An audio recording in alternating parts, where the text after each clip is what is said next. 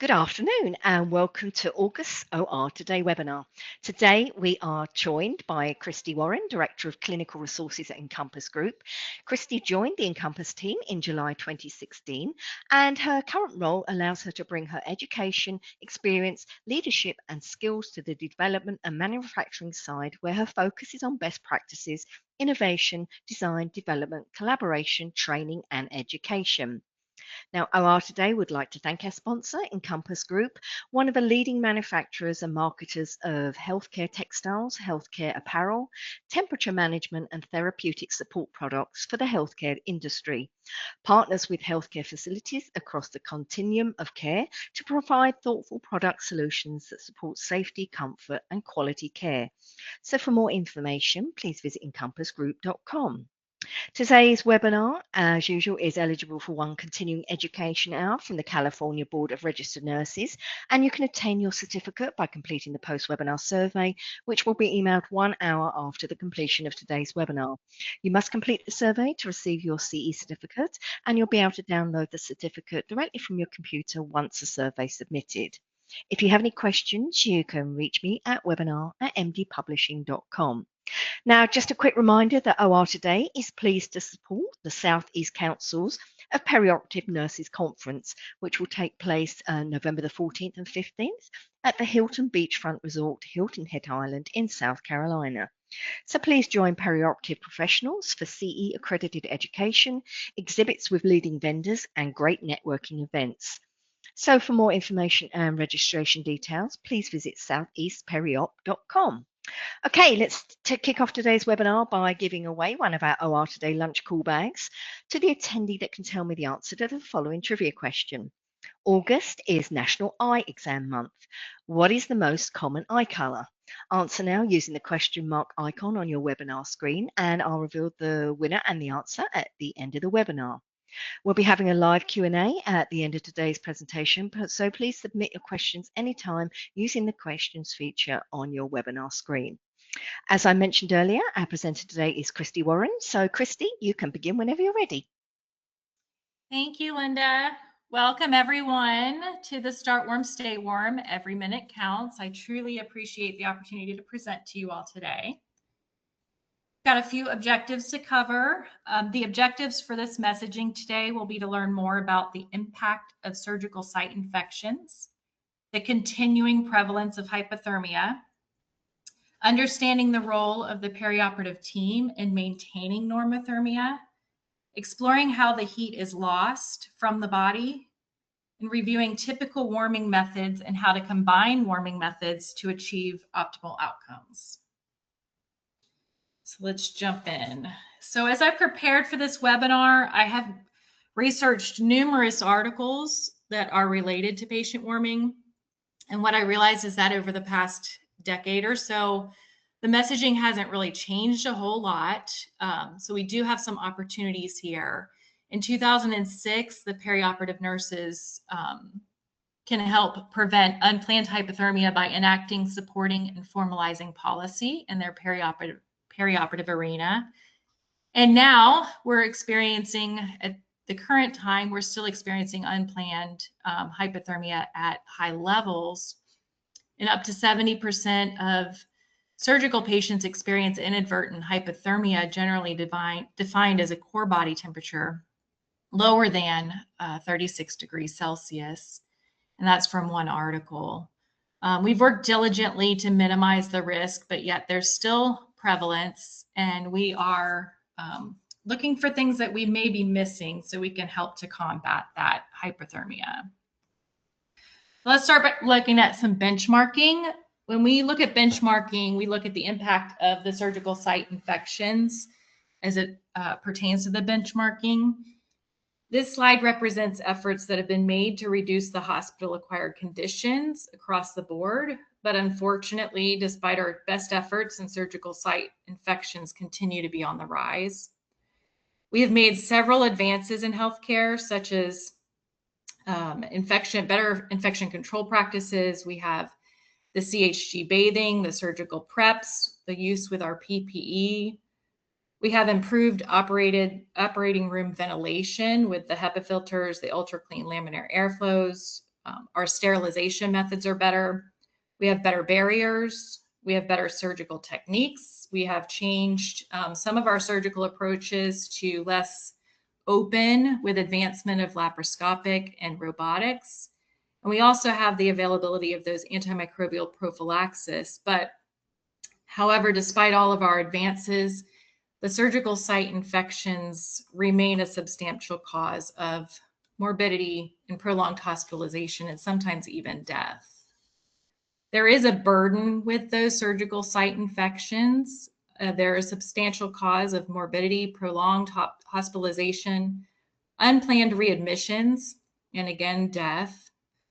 According to the CDC, close to 160,000 individuals are affected by surgical site infections each year, which is an alarming number. Surgical site infections are associated with a mortality of 3%, and 75% of those surgical site infection deaths are a direct result of that surgical site infection versus any secondary condition. Surgical site infections are the most costly hospital-acquired infection, with an estimated annual cost around $3.3 billion in the US, and it is associated with nearly 1 million additional inpatient hospital stays. And the number of surgical operations in the US continue to rise, as you can see on this chart, with the outpatient cases are consistently surpassing the inpatient cases now. There are common risks or variables for surgical site infections. These include procedure-related variables with the type of the procedure, looking at that. It's also if the procedure is invasive, if it's a planned or unplanned, such as a trauma, and also the length of the procedure come into play. If the procedure, some facilities related variables include the cleaning practices. So looking at the amount of traffic and the ventilation in the OR. And for the pre-op environment, variables include skin preps, antibiotics, and glycemic control. And intraoperatively, we're looking at variables such as scrubbing techniques, proper attire, and hypothermia management. With several procedures lasting less than an hour, it's not often possible to regain the temperature balance, and the patient's sometimes delivered to the PACU hypothermic, requiring additional warming interventions and nursing time. And for this reason, we must strive to maintain normothermia and prevent heat loss. So what is unplanned hypothermia? Inadvertent hypothermia or unplanned hypothermia is recognized as an unintentional occurrence of a patient's core temperature below 36 degrees Celsius in the perioperative setting. This unplanned hypothermia presents a serious risk to patients undergoing surgery, and it has been well documented to be a contributing cause of adverse complications. And according to AORN's guideline on prevention of hypothermia, hypothermia may cause multiple complications such as adverse myocardial outcomes, the altering metabolism of anesthetics and other medications, thermal discomfort, an increased length of stay in the PACU, and it could also lead to shivering or discomfort for those patients. The surgical site infection risk also increases with hypothermia as a result of the reduced skin oxygen tension, which is where the diminished oxygen delivery occurs to the surgical site, the subcutaneous vasoconstriction, impairment of the immune function, and reduced resistance to the surgical wound infection. A study more than 58,000 surgical patients at the Cleveland Clinic revealed that despite the use of forced air warming, 64% of the patients were hypothermic 45 minutes after induction. This is an exceptionally large number of patients to be impacted despite active warming protocols utilizing forced air.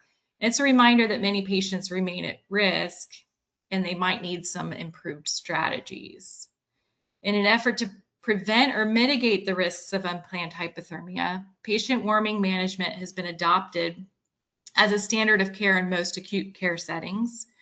And these standards look to minimize the cutaneous heat loss and help prevent or reduce the unplanned hypothermia risk. Patient warming management applies external warming methods to maintain normothermia perioperatively. So let's look at how heat is lost from the body. There are 4 mechanisms of heat loss in the perioperative patient. The largest sources are radiation and convection, and both of these occur more rapidly when the skin surface is unprotected. This affects all patients, especially those patients undergoing shorter procedures when the rewarming time might not be available. Once the patient moves to the intraoperative area, it is imperative that we protect the patient by maximizing the skin surface coverage to prevent the heat loss. And according to the Cleveland Clinic Center for Continuing Education, roughly 90% of our metabolic heat is lost through our skin surface. A little deeper dive into the mechanism of heat loss. Unplanned perioperative hypothermia reflects the body into 2 thermal components. We have the core, which is made up of the chest, the abdomen, the pelvis, and the head, and the periphery with the extremities and the skin surface. And this is important to keep in mind when you're choosing the appropriate warming modality for the type of surgery or procedure. And remember that the body's core is the heat generator, but the surface is what dissipates that heat. So anesthesia suppresses a patient's natural ability to regulate their body temperature. And following the induction of general anesthesia, the body temperature declines in 3 different phases. And phase 1 is the greatest decline, which occurs within the first 30 minutes. And it's usually estimated around 1 to 1.5 degrees Celsius or 1.8 to 2.7 degrees Fahrenheit. And this is when vasodilation occurs.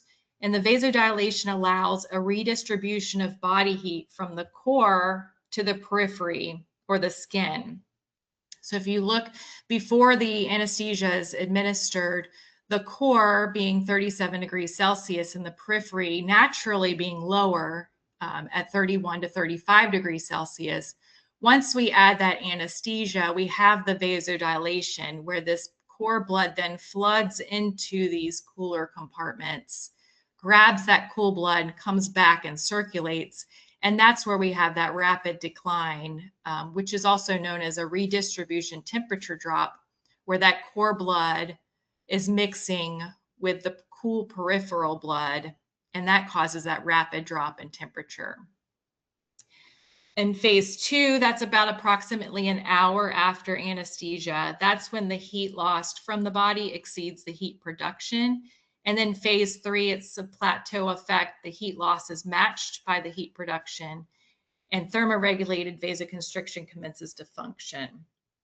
So pre-warming the patient and ensuring that those extremities are warm prior to surgery, specifically the legs and arms, will help to lessen that risk of that redistribution temperature drop. On the PACU side or the postoperative side, as the anesthetic-induced peripheral vasodilation dissipates, thermoregulatory vasoconstriction commences. And when vasoconstriction is when the arterioles get smaller, and it reduces the blood going to the skin in an effort to keep the core warm. Vasoconstriction decreases that peripheral to core heat transfer. And at this stage, applying warming to the skin is not as effective as it is during the surgery, and it may take longer to rewarm the patient. So it's easier to maintain the intraoperative normothermia than to rewarm those patients postoperatively because of that vasoconstriction. So we like to say, start warm, stay warm, the title of this presentation. Some other contributing factors to that heat loss, the environment plays a big factor. The OR should be warmed to around 68 to 75 degrees Fahrenheit. Some of the surgeons, they wear heavy sterile gowns. They work under intense heat emitting items such as the surgical lights or forced air warming, and they may request the cooler environment for working conditions. However, studies have shown that the ORs should be warmed from 68 to 75 as a best practice. And the relative humidity should be around 20 to 60%, which also is a contributing factor. Again, anesthesia is a contributing factor.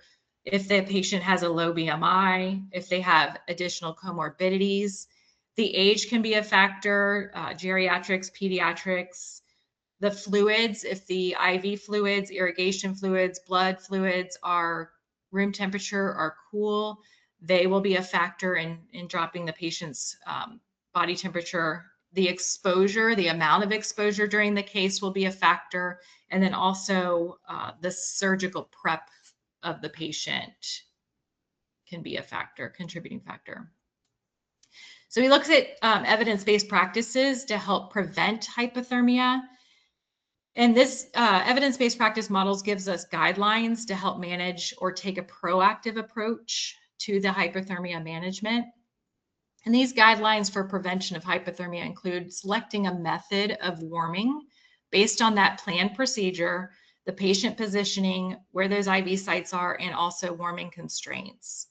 And methods include active warming, passive warming, or a combination of both. And AORN supports a combination of both methods to be an effective approach to warming.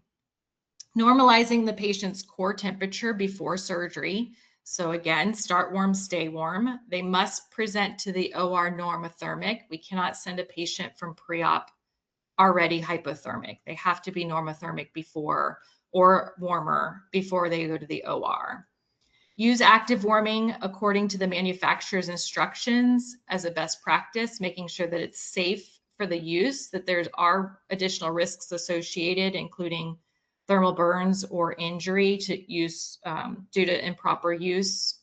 For an example, sticking a hose under a blanket that's not attached to the equipment could create a risk. Administering warm IV fluids based on the patient's needs.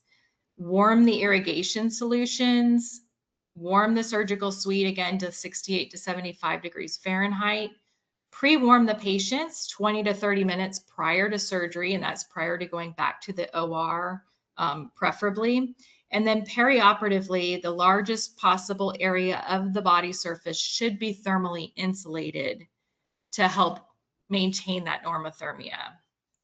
And then warming anesthesia gases is another approach. Initiate rewarming interventions based on that patient's temperature upon arrival to PACU, and then using a consistent method of temperature monitoring. And this may require some training or calibration, validation, making sure that your equipment that you're using to accurately take a patient's temperature is, one, educated on the actual use and how to use that equipment, but also calibrating that equipment and making sure that it's calibrated frequently if needed. So let's look at some different types of warming methods. There are two forms of warming. There's active warming and passive warming. Passive warming, the patient rewarms on their own using their own endogenous heat as a production. And then active warming is an application of exogenous heat to the body externally. So examples of passive warming could include cotton blankets, reflective warming, socks, and head coverings. With cotton blankets, they are a passive therapy, and they've been a staple in the OR for many years. That's why I placed them at the top of the diagram. But they're still widely used and can provide a sense of security and comfort to the patient perioperatively. However, they tend to cool very quickly if they're brought from a blanket warmer, in typically around 6 to 8 minutes, and this leads to high utilization. There is also a cost associated with reprocessing the cotton blankets, and that averages around $1.20 per blanket. So this typically adds around $10 to $12 per cost for use for each patient. And then unfortunately, our efforts to warm and provide that comfort may be contributing to some other problems. And according to an article written by Moss et al., serve as a transport mechanism for opportunistic bacteria, which can potentially be carried on air currents and settle in open wounds or open sterile fields. So when depositing inside of a surgical wound, these particles can adversely affect the healing process and lead to those adverse patient outcomes. The author goes on to state that removing lint in the OR is imperative in today's healthcare environment. Reflective warming products are another passive warming modality. This combines the function of the traditional linen with intrinsic warming and insulating properties that start working as soon as they're applied and can complement that active warming when used in combination. In active warming measures, their examples are forced air warming, there's circulating water, conductive warming, and radiant warmers, to name a few. Active warming is one of the most common measures used intraoperatively. However, according to Roth, it's difficult to demonstrate an increase in the core temperature from our active warming techniques until at least 30 minutes have lapsed. And this may be a result of that redistribution temperature drop. So additionally, when upper body active warming blankets are used as the only method of intraoperative warming, the majority of the skin remains exposed or unprotected. So how can we manage that? According to an article, Keeping Patients Warm Throughout Surgery by Sherry Burns, CRNA, the secret to making sure that your patients stay warm is to combine measures to maintain the body temperature from the time the patient enters your facility through discharge. When assessing the risk for the development of unplanned hypothermia, we need to remember that all patients are at risk and need to be protected. So we should challenge those historical protocols. We should evaluate our patient population and determine what that best method or combination of method that fits their particular needs. Now let's take a look at that patient perioperative journey and discuss how we can maintain that normothermia from start to finish. So every minute counts. Unintended or inadvertent hypothermia has been called the most frequent preventable complication of surgery, with all patients being at risk, regardless of their age, gender, and length of surgery. Evidence-based studies demonstrate most patients arrive in the pre-op area normothermic from home, yet we're missing opportunities to prevent that cutaneous heat loss perioperatively. The preoperative patient journey has 4 distinct areas that can contribute to hypothermia. So before the patient or the procedure begins, we have the admission in the waiting room area. We have cool temps out there. This can start to lower that patient's body temperature. In the pre-op area, we undress the patients. There's also cool temps or ACs in the pre-op area. We're starting IV lines if those are room temperature IVs or IV fluids. That can also start to drop the patient's temperature. We've got the preps if we're prepping the patient. If we're marking surgical sites or locations, we're exposing the patient, which also contributes to a potential for huge heat loss. And then the transport. We have cool hallways. We're transporting patients through the hallways with limited warming interventions. The department design may also contribute if you have a pre-op that's in one area and it's a significantly long journey to get from the pre-op setting to the OR setting down cold hallways. That could also contribute to heat loss for the patient. And then the OR suite, they have frigid room temps in the OR, the prep, the positioning, all exposing the patient. This all leads to that additional heat loss.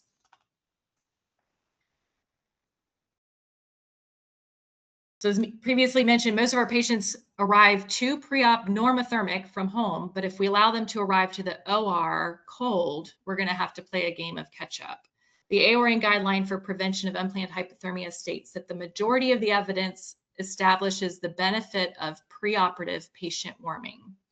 And for this reason, early implementation of warming strategies would improve the patient comfort preoperatively, effectively bank the patient's body heat, and deliver the patient's warm to the OR while minimizing the risk of that unplanned hypothermia. And this is also consistent with ASPAN's perioperative normothermia guideline, which recommends implementing passive thermal care measures preoperatively. Passive thermal care measures include the application of warmed cotton blankets, reflective blankets, socks, and head coverings, and limiting that skin exposure to room or lower ambient room temperatures. The guideline also goes on to suggest that if you continue these measures perioperatively and limit that skin surface exposure and implement active warming in addition to the passive thermal care when necessary. You also have ERAS protocols. ERAS is the Enhanced Recovery After Surgery. This was initiated to improve the outcomes and experience of surgical patients across the United States. This project enabled more than 750 hospitals to implement ERAS protocols, which have been shown to reduce the complications, decrease length of stay, and boost the patient's experience. So we use this as a guideline. This is an example of what an ERAS program looks like. The elements of the ERAS pathway are beneficial and have shown to improve the outcomes. The key elements of the ERAS include the patient and family education, patient optimization prior to their admission, minimal fasting that includes carbohydrate beverages before anesthesia, and then multimodal analgesia with appropriate use of opioids when indicated. And they can return to a normal diet and activities the day of surgery when they return home. In this example, pre-warming is recommended in pre-op along with active warming intraoperatively. The rule of nines is a helpful tool that divides the body's surface into sections, each with a value relative to the body surface area. So it can be useful in determining how to optimize that skin surface coverage when you're looking at warming modalities.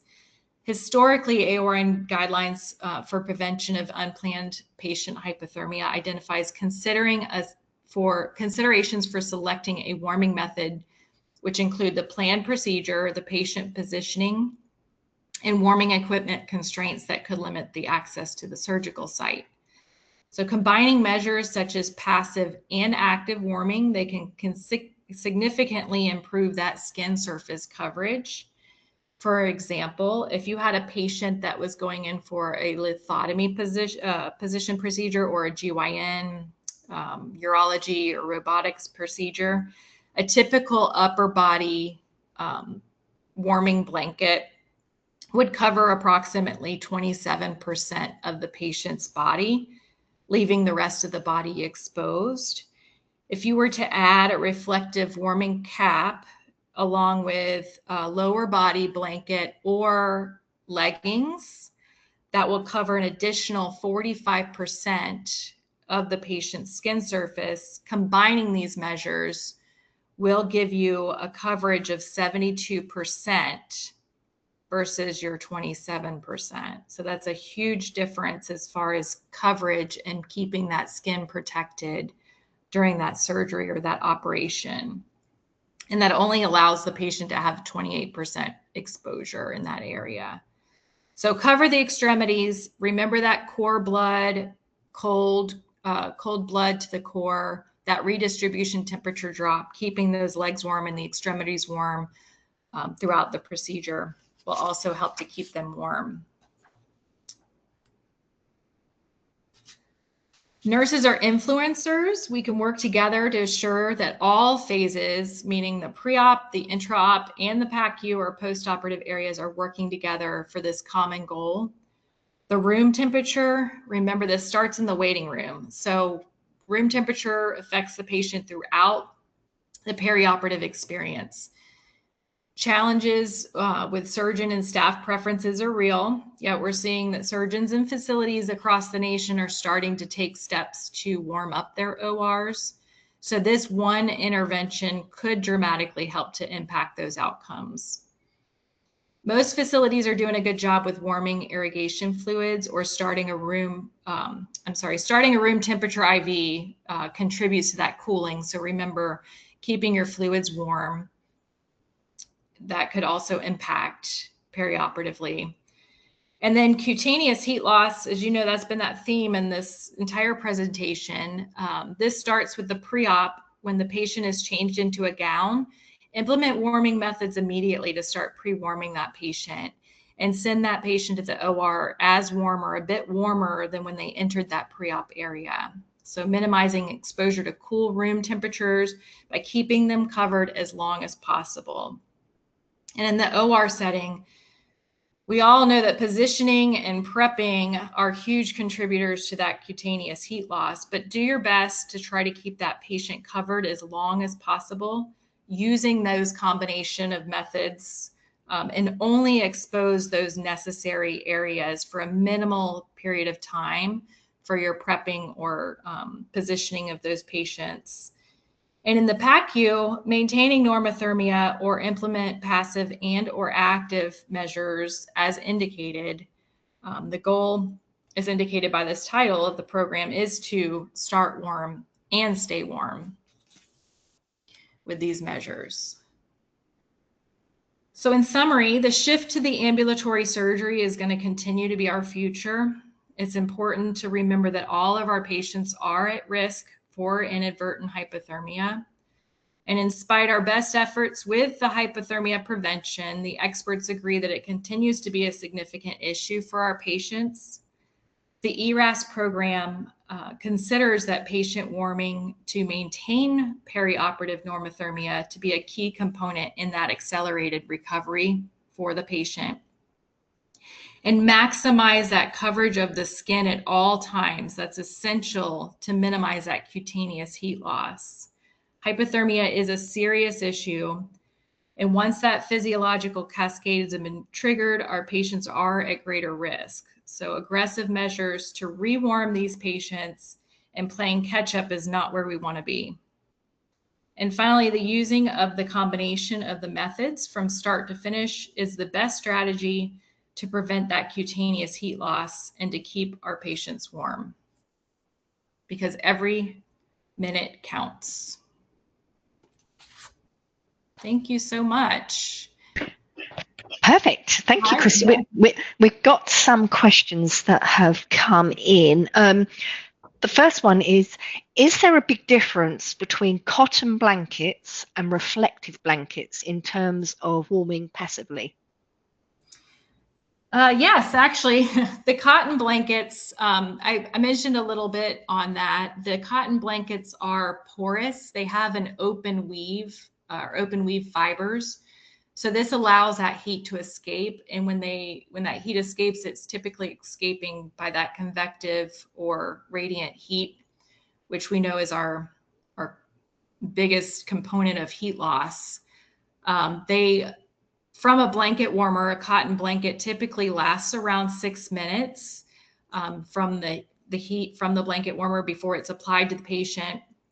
So that dissipates very quickly, which is why we tend to add additional cotton blankets or multiple blankets to the patient to try to continue to either warm the patient or maintain that heat for the patient.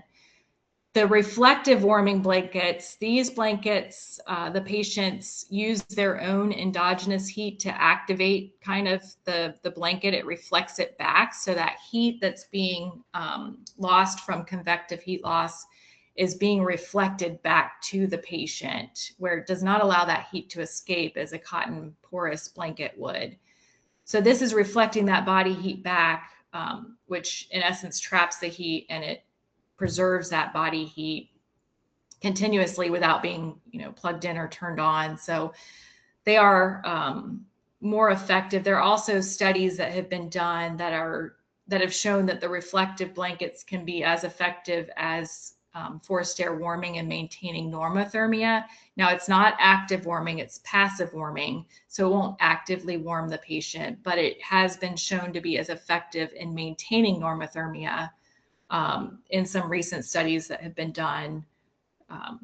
So yes, there is a big difference in those cotton blankets, in addition to the, the exposure to the lint that we talked about and the cost associated in that.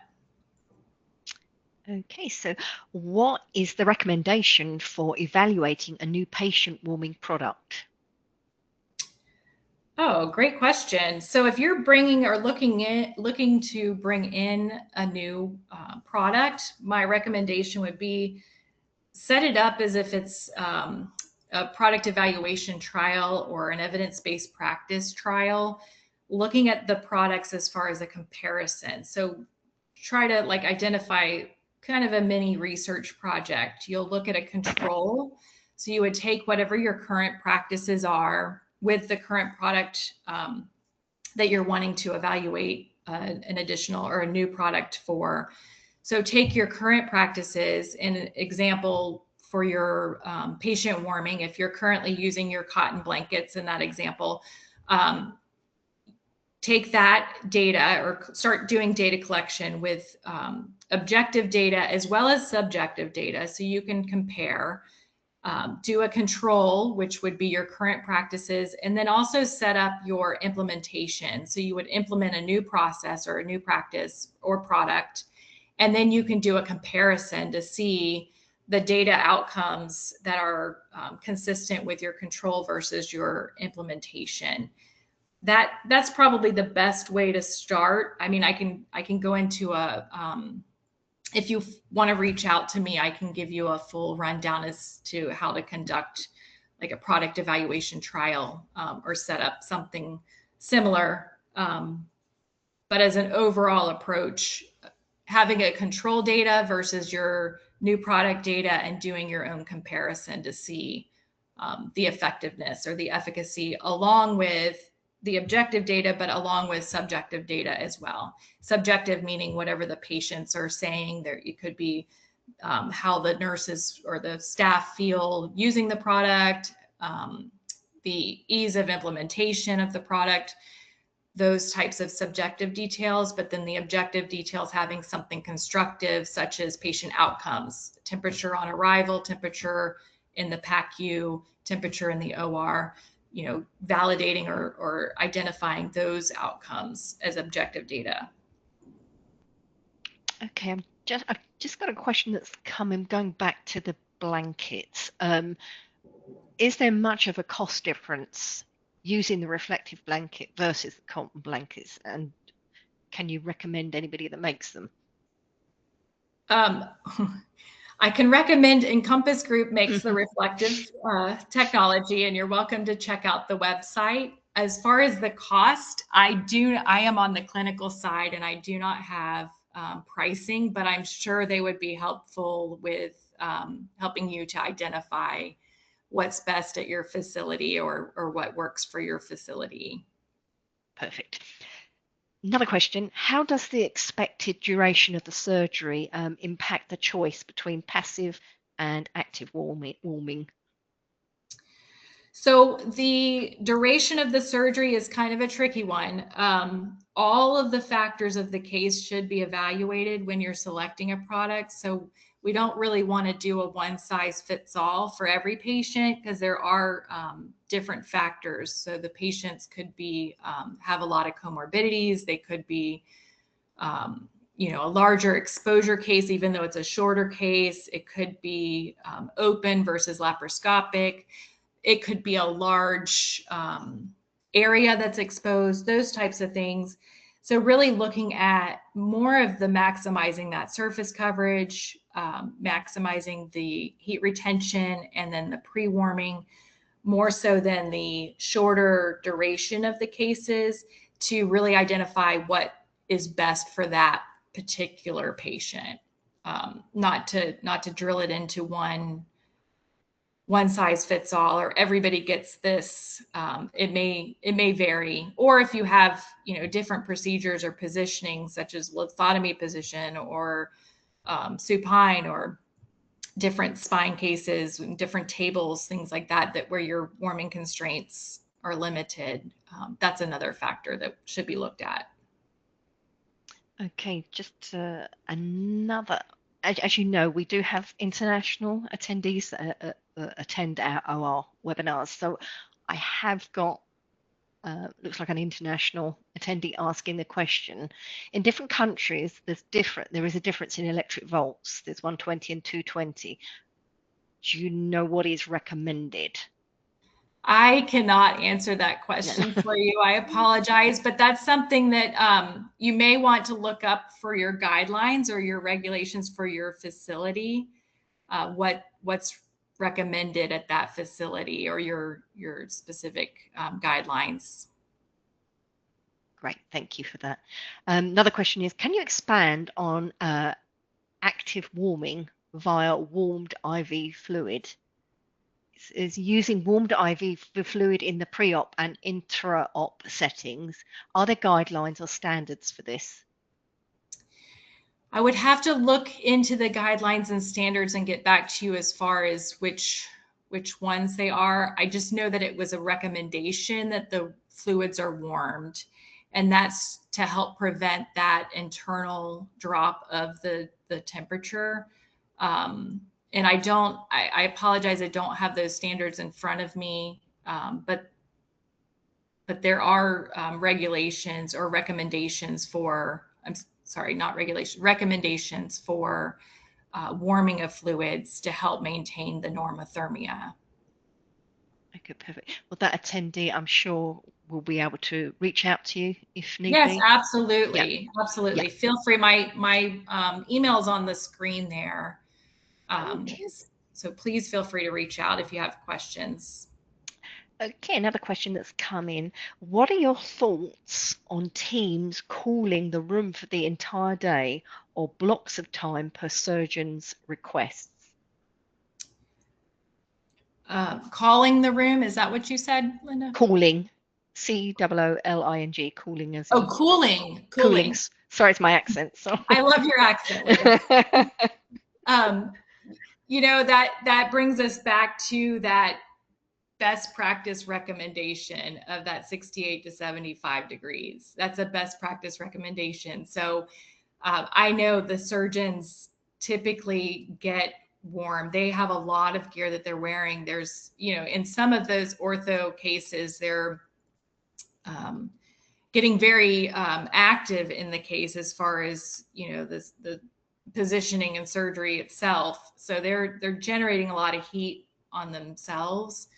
But the best practice really is that recommendation to keep those rooms warm. Well, I say warm, but 68 to 75 degrees is the recommendation. So whatever they can do. I know that there are some items out there that help keep the surgeons cool. Those may be something that might be implemented or might be a good way to try to mitigate them turning the rooms down, or whoever's turning the rooms down, maybe just suggest that they wear some of these cooling devices to help keep themselves cool, but really putting that patient first and keeping those rooms warm will benefit the patients. What about humidity in an OR setting?